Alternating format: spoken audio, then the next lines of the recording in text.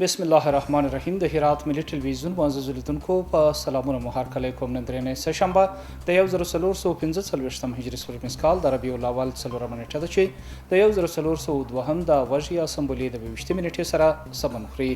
ستاسو پام د دې مهال خبري ټولګي ته راګرځوم. په سر کې د څو خبرونو سرټکي.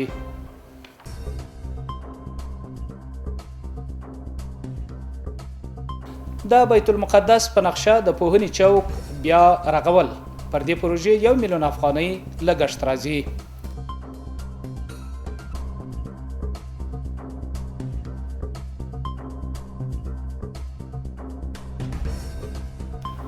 د هرات ناحیو د سړکانو د کندو کپر نیول کېدل. په ښار کې به د 30,000 متر مربع سړکانو د کپر نیول کېدل ترسره شي. او د یوې اندازې اومانو نیول کېدل. دغه اومان په اوبه، چشت شریف او کرخ ولسوالیو کې نیول شوي دي.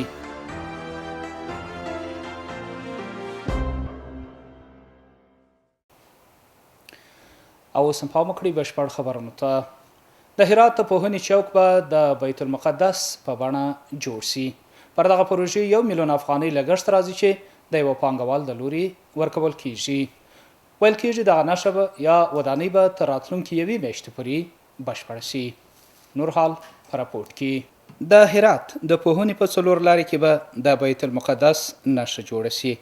د هرات ښاروالي مسؤلان وایي د دې نښې د جوړولو لګښت شاوخوا 1 میلیون افغانۍ دی چې د افغان فیضی د رنگ جوړولو شرکت د لوري به ورکړه شي. چوکی که میبینن یا چهارراه معارف که در اینجا یک چوک ساخته می شود. نماد بیت المقدس است که با شرکت افغان فیضی رنگ افغان فیضی قرارداد شده و هزینه از شرکت افغان فیضی میده.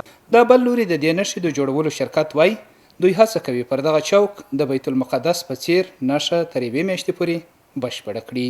فعلا به نام چوک بیت المقدس نامگذاری شده و این توسط هزینه شخصی شرکت رنگ افغان فیضی ساخته میشه و کیفیت خیلی بالای کشی‌های سنتی که به کار میره از خود کشی‌های سنتی ساخت هرات و مسجد جامع شریف دیگه انشالله به زودترین فرصت چوک اعمار میشه. د یادونې وړ ده چې د دې چوک په جوړښت کې به د لرغونې کاشیکارۍ څخه کار واخیستل شي.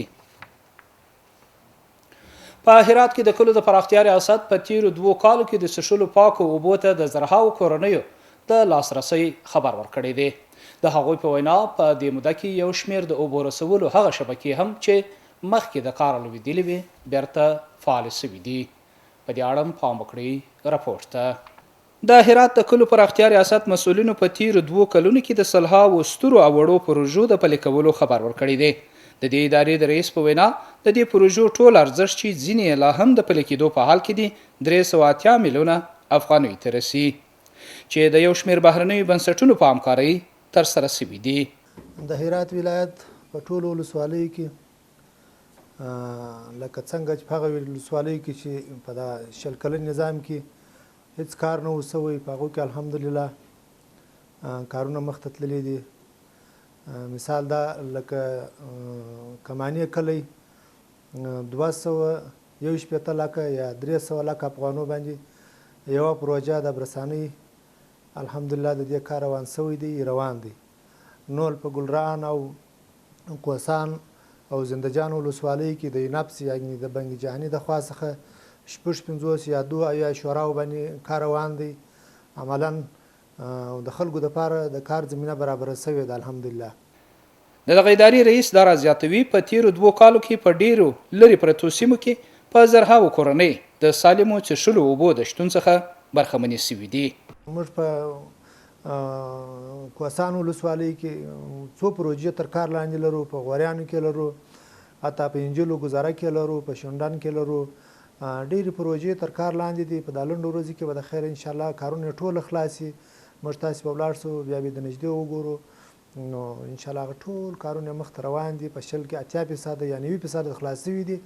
مولوي هجرت زیاتوي په دې موده کې یو شمېر د اوبو رسولو هغه شبکې هم بیرته فعاله شوي چې مخکې د کار لوېدلې وي.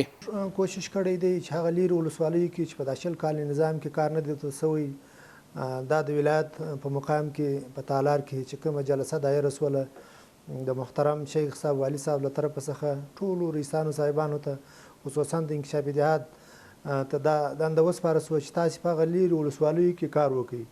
نو بیا موږ جلسه ونیوله په خپل ریاست کې هغه مؤسسات چې زموږ سره مربوط کار کوي هغو ته موږ ویل چې تاسې نور لاړ شئ په هغه ولسوالیو کې چې په دا 20 کال نظام کې کار نه دی سوی. نو دوی موږ ته وعده راکړل اوس الحمدلله په هغه ولسوالیو کې چې لیرې ولسوالۍ دي لکه شنډن و زیرکو زیاول و هغه ولسوالیو کې چې کار نه و سوی لکه ګلران دی یا کشکوانه ورباید سنګی دي اوس الحمدلله مؤسسات ټوله په دې خوشحاله سوي دي چې دوی راغلي دي چې په واقعیت په هغه سیمو کې کار نه دی سوی. نو اوس الحمدلله مؤسسات ټول په هغه ته مخ کړي دي هلته ځي روان دي هغو خلکو ته خپل خدمات رسوي. د پلچکانو بیا رغول، روغتیایي تبلیغات، د کار زمینو برابرول، محافظوي دیوالونه، په ولسوالیو کې د سړکانو شګې اچونه او د څښلو اوبو لپاره د خلکو لاسرسی په برخه کې هڅې هغه څه دي چې د دغه ادارې د لوري ترسره سوي دي.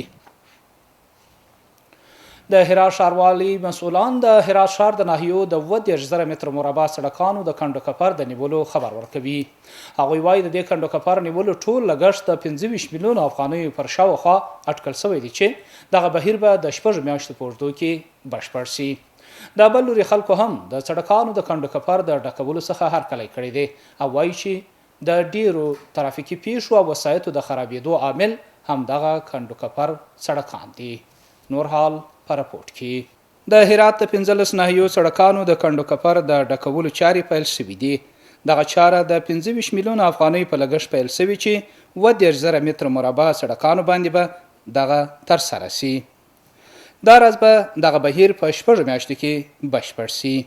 د 15 ناحیو کې چې کوم د داغګرۍ پروسه د الحمدلله نن افتتاح شوه او د دې داغګرۍ تقریبا 20,000 داغګري او روکش د چې انشاءالله هغه نن الحمدلله افتتاح وشوه او روان به شي انشاءالله.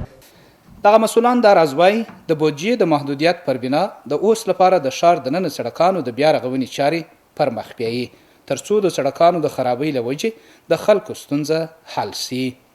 ما میخواهیم که به شکل اساسی باید اسپال شامل. متاسفانه که ما مطابق بودجه بیشتر نداریم که همه سرکا را یک بارگی اسپال کنیم ولی مشکل از جا حل میشه تا مدت زیاد مشکل از جا حل میشه. احجام از این چوکه نیه که نتیجه نده بسیار تیکای کلونیه طور اساسی هم زیرسازی میشه و هم اسفاد میشه که به همشهریان عزیز خود ما اطمینان میدیم که انشالله کم کار کنید داغگیری 10 سال کار میکنید.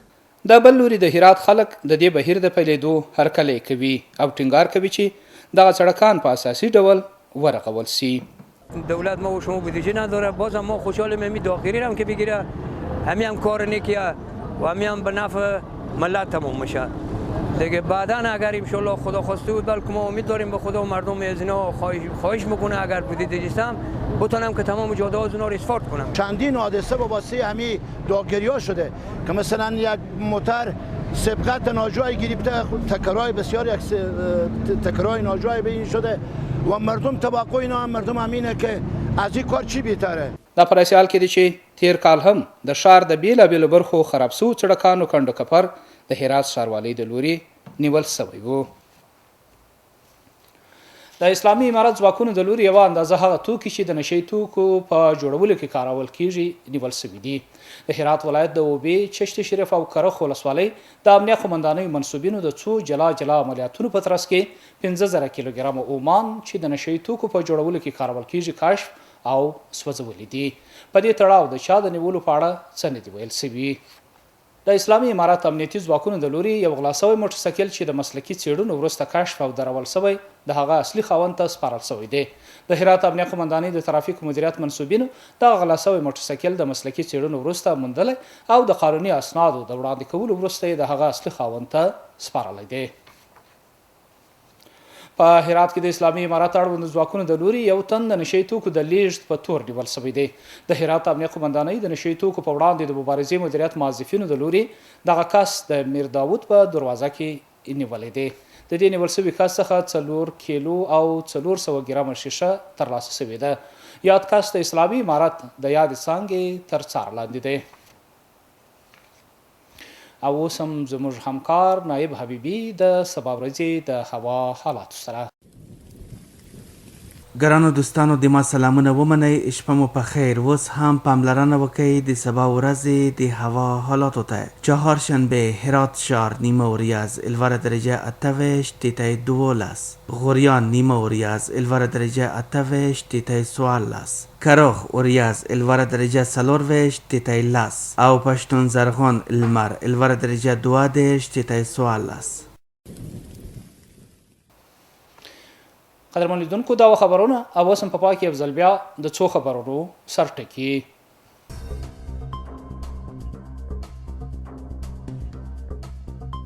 د بیت المقدس په نقشه د پوهنې چوک بیا رغول پر دې پروژې 1 میلیون افغانۍ لګښت راځي.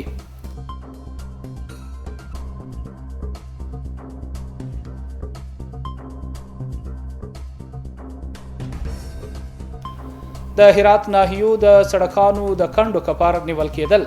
په ښار کې به د 30,000 متر مربع سړکانو د کپر نیول کېدل ترسره شي او د یوې اندازې اومانو نیول کېدل. دغه اومان په اوبه، چشت شریف او کرخ ولسوالیو کې نیول شوي دي.